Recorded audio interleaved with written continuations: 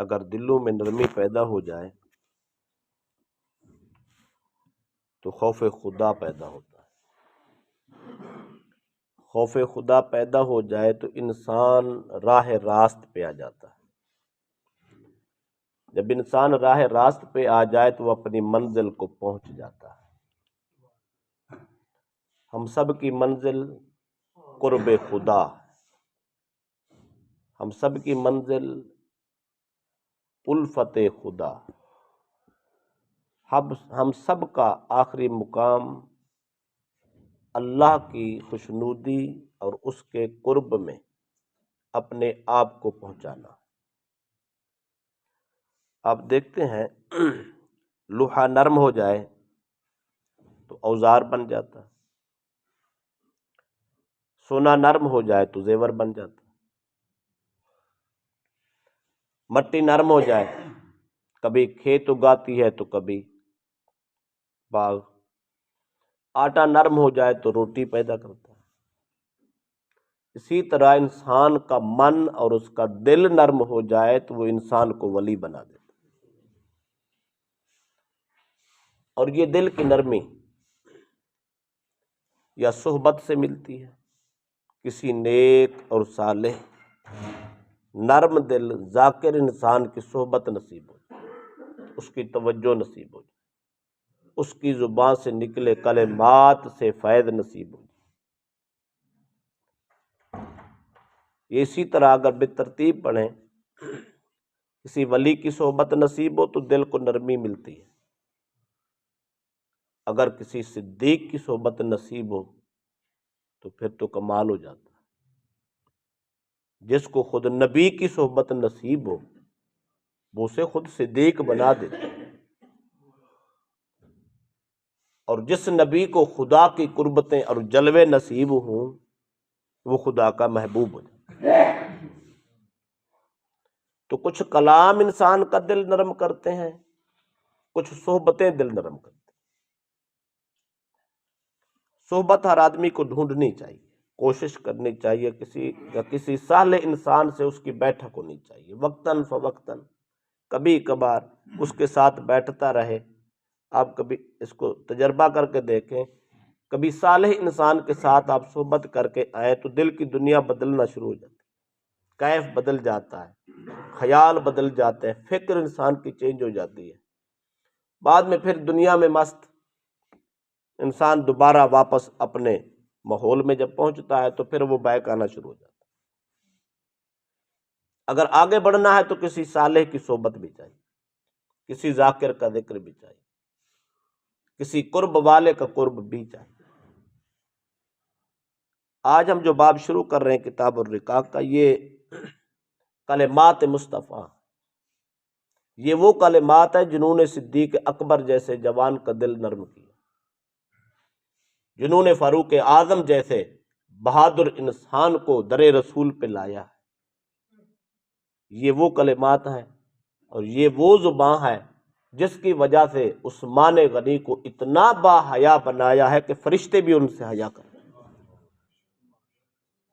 یہ رسول اللہ کی زبان سے نکلے ہوئے وہ کلمات ہیں جنہوں نے علی المرتضیٰ کو شیر خدا بنا دیا، حبشے کے کالا بلال کو جنت کا باسی اور جنت کا مالک کر دیا، فارس کے سلیمان کو انہی الفاظ نے کہاں سے اٹھایا اور محمد عربی کے گھر کا اہل بیت میں شامل فرمایا۔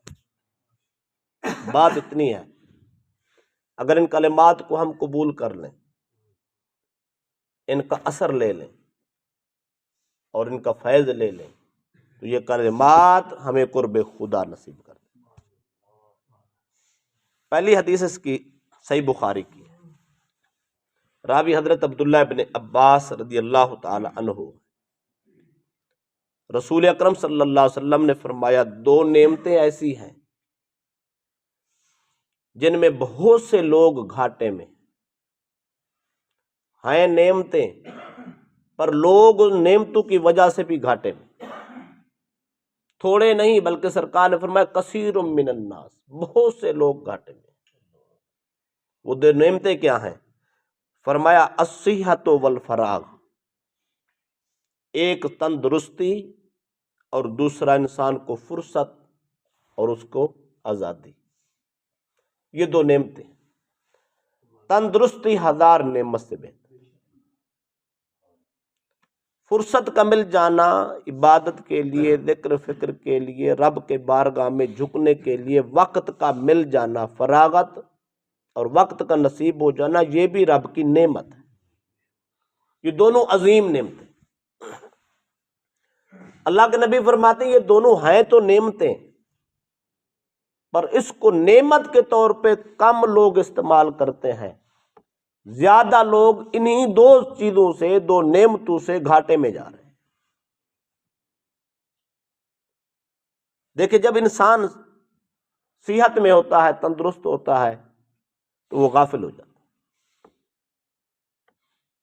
اس کو نہ خدا کی پرواہ نہ خدا کے بندوں کی پرواہ، اس کو جب درد ہی نہیں ہے، تکلیف ہی نہیں ہے، تو اس کو فکر ہی نہیں۔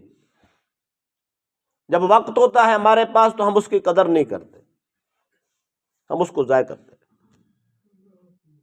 جب صحت چلی جائے، وقت ہاتھ سے نکل جائے، انسان مصروف ہو جائے، پھر پچھتاتا اور حسرت کی نگاہیں اور آہیں بھرتا رہے۔ اگر انسان خدا نہ کرے کوئی چارپائی پہ پڑ جائے، لاچار ہو جائے، بیمار ہو جائے، تو پھر یہ کرتا ہے، یا اللہ مجھے ایک بار مہلت دے اور مجھے ایک بار صحت دے، میں تیری بارگاہ کے سجدے تو کر سکوں۔ لیکن وہ صحت پا کے بھی کرتا نہیں نظر آتا۔ وقت ہوتا ہے، جن کے ماں باپ ٹھیک وسائل رکھتے ہیں، اولاد آزاد ہے، کھلا وقت ہے، پر قدر نہیں ہے۔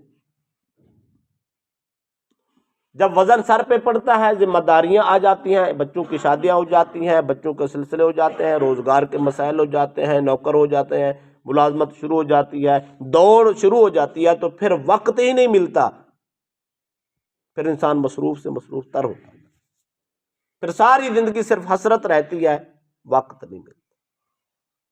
اس لیے سرکار نے فرمایا دو نعمتیں، صحت و تندرستی اور وقت اور فرصت کا مل جانا، یہ عظیم دو نعمتیں ہیں، اس کی قدر کر لینی چاہیے۔ ورنہ اگر عام روٹین میں دیکھا جائے معاشرہ، اکثر معاشرہ ان دو نعمتوں کو لے کر گھاٹا کھا، اس لیے کسی نے کہا ہے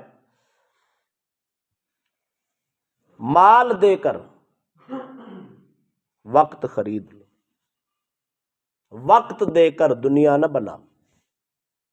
اگر وقت دے کے دنیا کے پیچھے لگ گئے اور صرف دنیا ہی کمائی، دنیا ہی کمائی، تو صرف حسرت رہ جائے گی، پچھتاوا ہوگا۔ ہاں، اگر وسائل ہیں، وقت دے کر پیسہ دے کر وقت بچاؤ، وہی وقت ذکر خدا میں گزار دو، وہی وقت عبادت خدا میں لگا دو۔ اگر یہ ایسا کرو گے تو اللہ اس کے بدلے تمہیں مال بھی دے دے گا، تمہیں اپنا قرب بھی دے دے گا۔ اس لیے یہ دو چیزیں ہم سب کو خیال میں لانی ہے، صحت کو بھی غنیمت جانے، وقت کو بھی غنیمت جانے۔ اچھا، ایک بات اور بھی ہے، ایک فراغت ہوتی ہے اور ایک بیکاری ہوتی ہے۔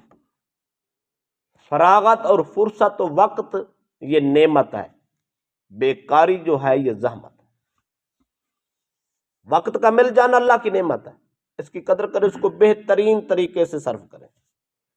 بیکاری جو ہوتی ہے، وقت بھی ہے پھر بھی انسان فارغ نہیں ہے۔ آپ دیکھ لیں، جو لوگ آزاد ہیں، کوئی ذمہ داری نہیں ہے، کام کاج نہیں ہے، ان کو فرصت ہی نہیں ہے۔ کیوں؟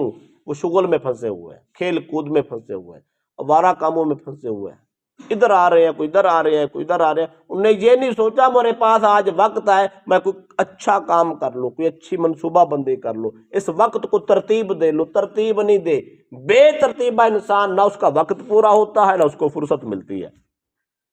یہ بیکاری ہے، بیکاری زحمت ہے۔ لہذا جو کام کاج والے، اپنے مصروفیات والے لوگ ہیں، وہ اپنی مصروفیات پوری کر کے وقت نکال کے رب کو یاد کریں، اور جو لوگ وقت رکھتے ہیں پر آوارہ ہیں، ان کو توبہ کرنی چاہیے، توبہ کر کے اپنی زندگی کا رخ بدلنا چاہیے، کہیں ایسا نہ ہو یہ وقت ہاتھ سے نکل جائے پھر حسرت اور پچھتاوا رہے۔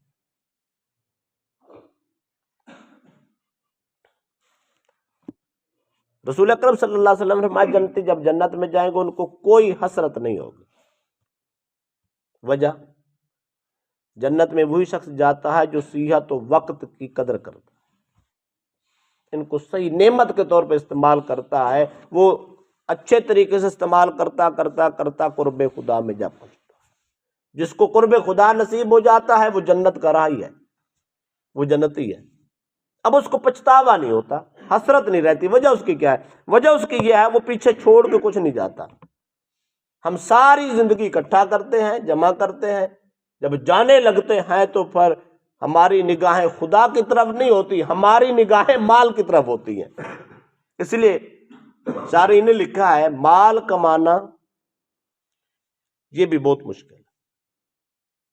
محنت سے مال اکٹھا کرتے ہیں، پھر اس کی حفاظت کرنا، اس کو سنبھالنا اس سے بھی کہیں زیادہ شدید مشقت کا کام ہے.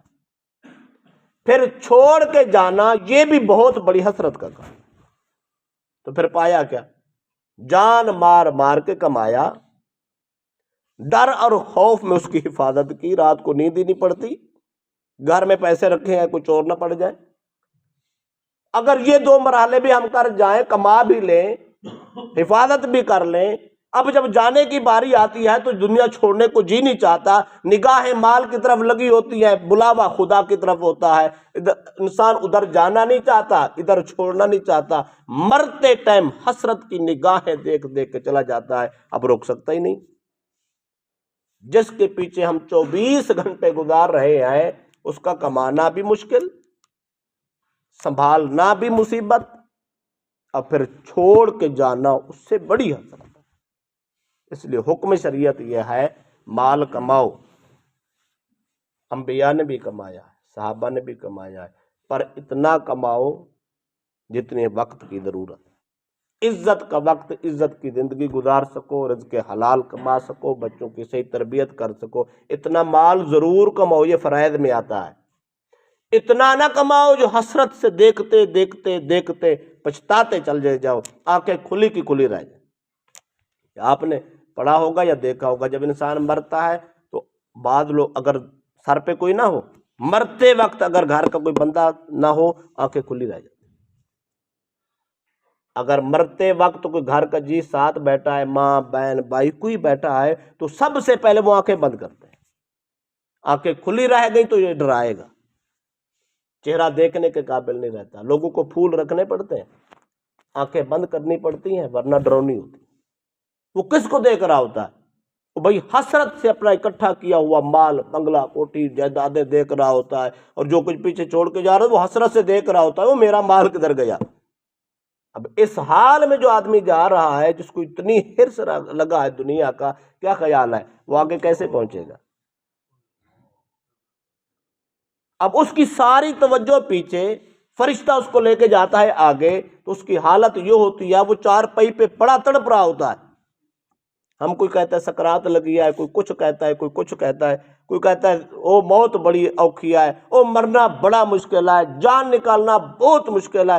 ہم سارے جملے کس رہے ہوتے ہیں، اوپر کھڑے ساری باتیں کہہ رہے ہوتے ہیں. حقیقت اس کی یہ ہوتی ہے وہ اپنے کیے ہوئے عمل اور اپنے جمع کیا ہوا مال حسرت سے دیکھ رہا ہے، اس کو چھوڑنے کو جی ہی نہیں چاہتا.